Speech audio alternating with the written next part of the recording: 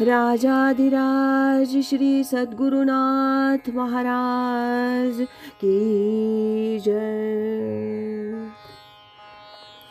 तीर्थस्वरूप परमपूज्य श्री रामराय गोविंद केळकर तथा श्री दासराम महाराज यांच्या वचनांवर आधारित श्री दादांचेच अंतरंग सच्शिष्य ना गोखले यांनी लिहिलेल्या नित्य नवा दिस जागृतीचा या ग्रंथातील आज ऐकूया 9 ऑगस्ट या दिवशीचं चिंतन।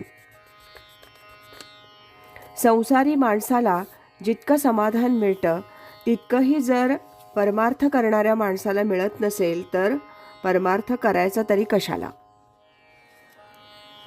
देवदेव करून परमार्थ करून तासनतास नाक धरून बसून तुम्हाला मिळतं तरी काय, असा प्रश्न साधकाला नेहमी विचारला जातो।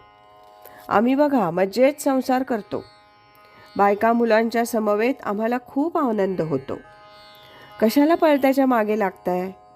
जेवढं सुख मिळतंय संसारात तेवढं घ्या आणि आनंद माना। असा सल्ला देणारेही काही थोडे नसतात। वरवर पाहता त्यांच्या बोलण्यात तथ्य दिसतं, अगदीच काही नाही असं नाही। माणसाची उपजत प्रवृत्ती आहार निद्रा मैथून याकडेच असल्यामुळे, इंद्रिय बहिर्मुख असल्यामुळे त्यात आनंद आणि समाधान आहे हा जन्मोजन्मीचा संस्कार लवकर पुसला जाणं शक्य नाही। म्हणूनच तर प्रपंच करून परमार्थ करा असाच सल्ला संतांनी सर्वसामान्यांना दिला आहे। परंतु ज्याला या गोष्टीतला फोलपणा कळतो तोच परमार्थाच्या मार्गाला लागू शकतो।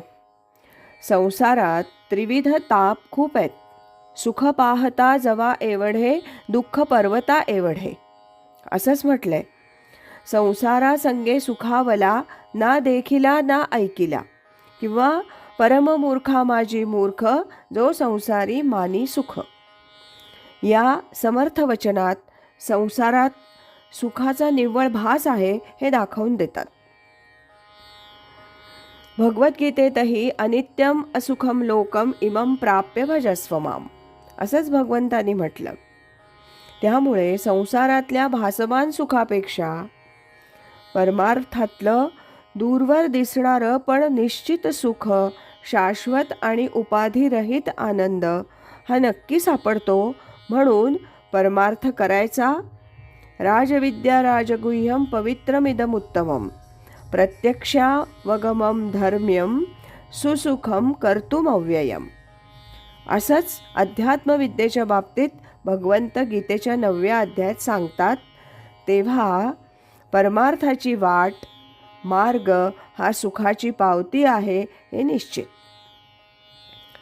पण तशी खात्री माणसाला वाटली पाहिजे। मनाचा नैसर्गिक इंद्रिय भोगाकडचा ओढा थोडा जरी कमी झाला तरी मनाला एक प्रकारचं समाधान लाभतं।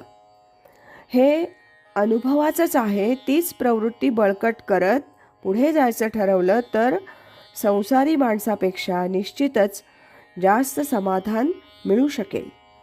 पण ही प्रवृत्ती निर्माण व्हायला पूर्वसंस्कार चांगले हवेत।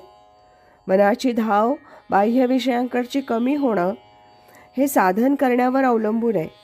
ते केलं तर सद्गुरूंची भेट होईल आणि तसं झाल्यानंतर त्यांच्या कृपेला पात्र जर झाले तर हा प्रश्न निर्माण होणारच नाही।